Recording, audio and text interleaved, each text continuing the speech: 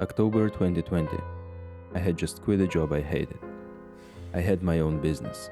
It was barely profitable and on the edge of collapse if I didn't save it. I dove into it for the next 2 years. To pay the bills, I worked shifts as an admin and spent my days in the workshop. All those years, I tried not to abandon sports. But when motivation is low and work is up to your neck, it's the perfect excuse not to go to the gym. My training routine back then was simple. Short bursts of motivation that faded quickly and emptiness after. Sometimes I'd just lie there exhausted, scrolling my feed. Somewhere deep inside I knew I was giving in to weakness, but I couldn't do anything about it. The dissatisfaction with myself kept building. I was slowly sliding into a pit of burnout, apathy, and depression. I lived in that cycle for 2 years, confidently starting training on Mondays and quitting with the same enthusiasm a couple of months later. I had a business I loved, I had energy, I had the desire to grow, but I didn't have structure, I didn't have stability, and I didn't have the level of discipline I wanted. And somewhere deep inside I felt it. This is where real inner growth begins. Only after that comes outer growth. I kept thinking, there has to be a way to make sport part of my life, not a temporary hobby. I felt this especially strongly when I looked at others. He can do this. He is in great shape, strong, enduring, and he manages to combine it with business and family. I wanted that too, but why did training energize others while I felt nothing but exhaustion? Maybe I was doing something wrong? That's when I asked myself, what actually motivates me? A good shape? That would take months. I needed something else, something that would help me move forward from day one. So I started looking for a pattern. Why is it so easy to get stuck scrolling a feed or eating something sweet, but so hard to get myself to train? The answer was obvious, because I enjoy it.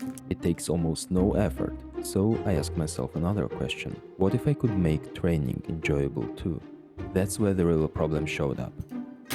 Every time I started over, it wasn't about loving the process. It was just a spike of motivation.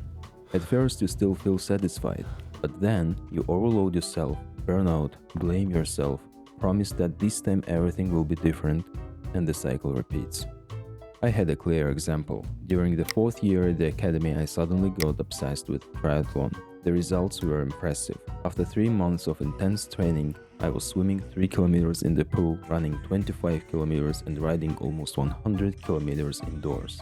But it didn't give me the most important thing, stability.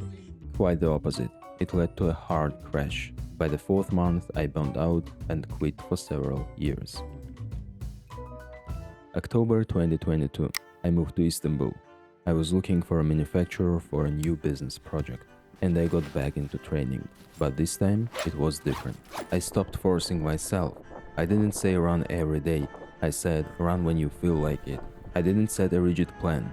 Instead, I formed an image of sport as a natural part of my life. It didn't matter how many times a week I went to the gym. What mattered was that I actually enjoyed it. I also created conditions that minimized the temptation to skip training.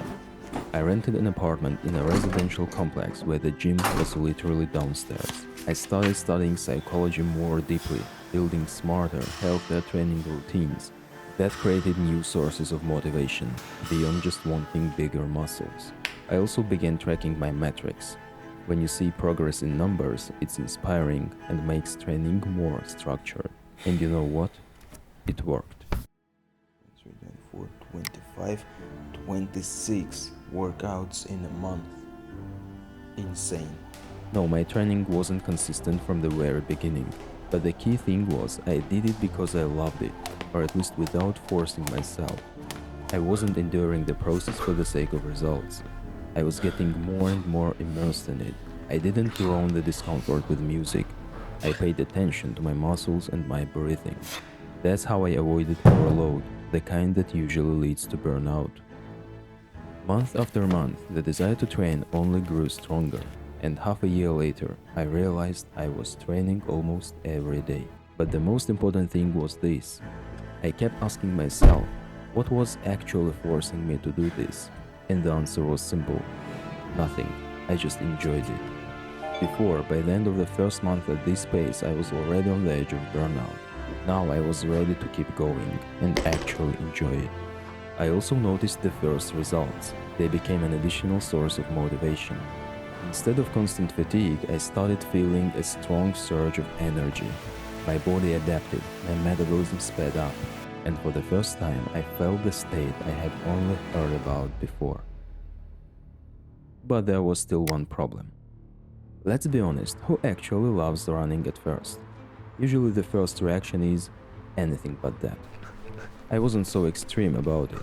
I did go for runs from time to time, but definitely couldn't say I loved it. So I decided to change that too. I started studying technique and pacing. For the first time, I started training by heart rate, and it turned out you don't have to run yourself into the ground just to prove on Strava how fast you are.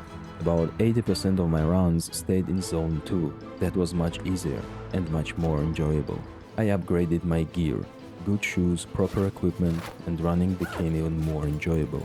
I set a goal for the fall, my first marathon, 42 kilometers, a distance that once felt impossible. And once again, it worked.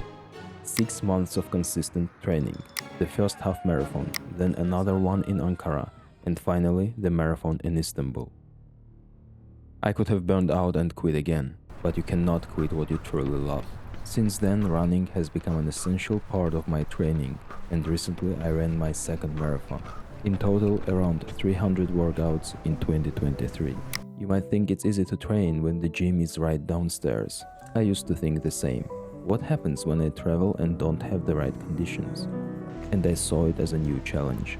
But it turned out to be simpler than I expected.